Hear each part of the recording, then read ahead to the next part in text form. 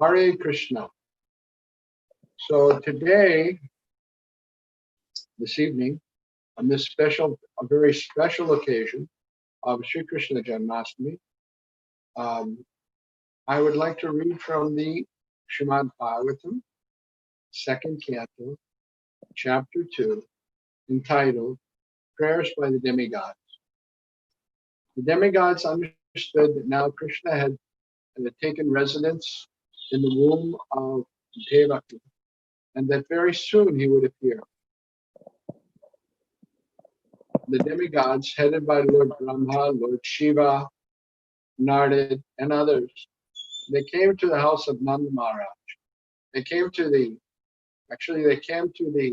Kamsa's Kargar, where Devaki and Vasudeva were imprisoned by Kamsa. And they began to offer prayers to the Supreme Lord, glorified. So the first prayer offered by the demigods, and these prayers are very significant. Our Sampradaya was headed up by Lord Brahma, and Lord Brahma was right there glorifying the Lord. So these prayers by the demigods are very important for us as devotees of the Brahma Madhva Gaudiya Sampradaya. And so I'll read some of these prayers and go over the purport and explain. They're very fitting, for today is the appearance day of Lord Krishna, and Lord Krishna is glorified in these prayers. So the very first prayer is text number 26. Om Namo Bhagavate Vasudevaya. Om Namo Bhagavate Vasudevaya.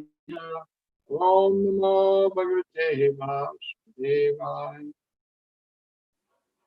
Satyam Vratam Satyam Param Tri Satyam Satyasma Yunim Nahitam Sa Satye Satyasya Satyavam Ritam Satpanetram Satyatmakam Tvam Sharanam Prapanaha. The translation. The demigods prayed, O Lord, you never deviate from your vow, which is always perfect, because whatever you decide is perfectly correct and cannot be stopped by anyone.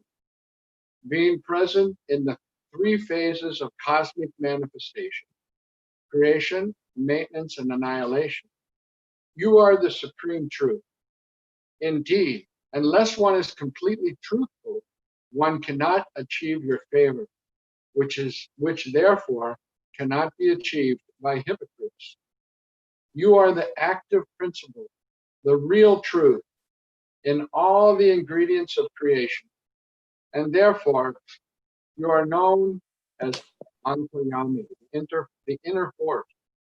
You are equal to everyone, and your instructions apply for everyone, for all time. You are the beginning of the truth.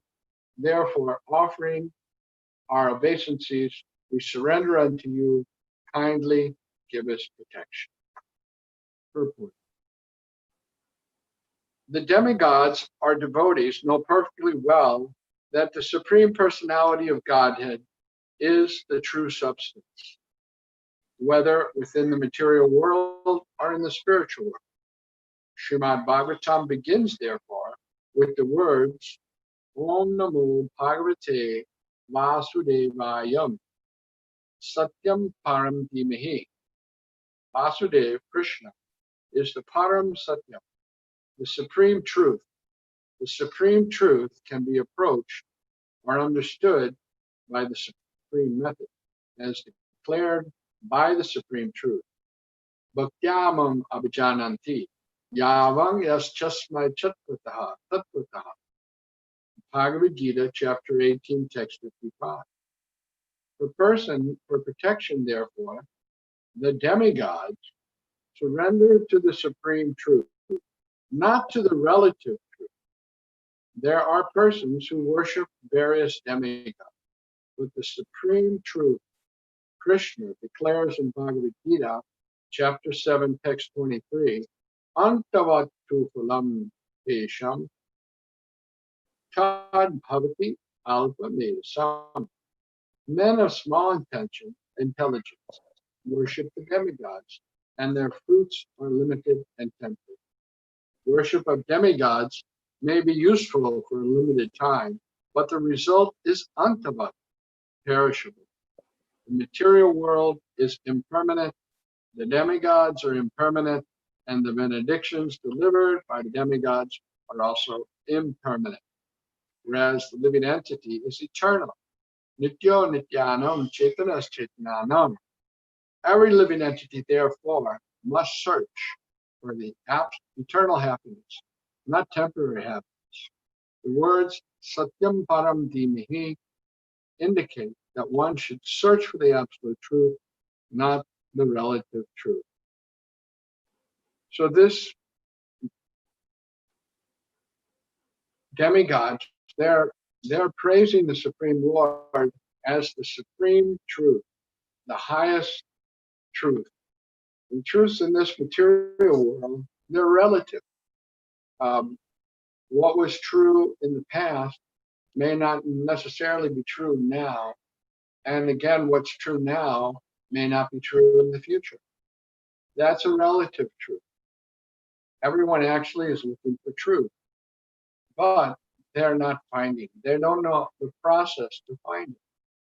The purpose of life is to actually search out the absolute truth and to understand it. But there's a process.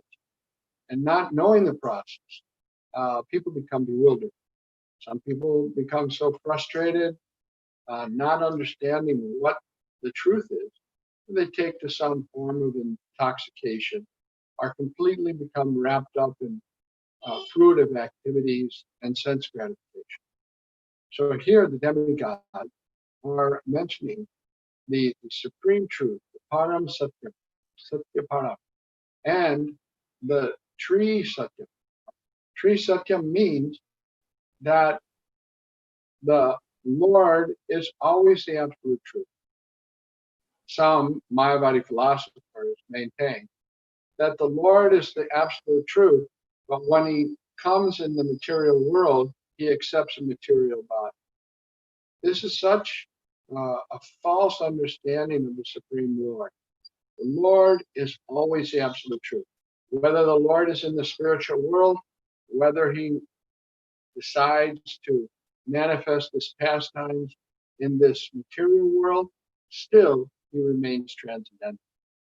It's not that the Lord assumes a material form. Why should he do that? He's different from the conditioned material entities that are forced to take a material form in this material world under the dictation of the three modes of material nature. The Lord is not like that. His form is always transcendental. And the Lord is glorified by his devotees in his various names, like Girivardhari, Devaki Nanda, Yashodananda. The Lord's name is transcendental, just like the Lord is transcendental. His form is transcendental. His pastimes are transcendental. And the Lord specifically come. Here the demigods are glorifying the Lord as Satyabrat because he has come to keep his vow of protecting the devotees and annihilating the demons. But actually, he really comes to give pleasure to the devotees and to establish the process for obtaining bhakti. This explained later in subsequent prayers by the demigods. Anyway, I'll continue to read the purport. While offering prayers to the Supreme Personality of God, Nrsingadeva, Prahlad Maharaj said, Balashya Neha Sharanam Pitaro Nishingha Nartasya Chaghadam Udavang Magata Now. Generally, it's understood that the protectors for a child are his parents, but this is not actually the fact. The real protector is the Supreme Personality of Godhead. Taptasya tat pratividhir ya ihanjane sheshtas bhavat vivatanu vihatam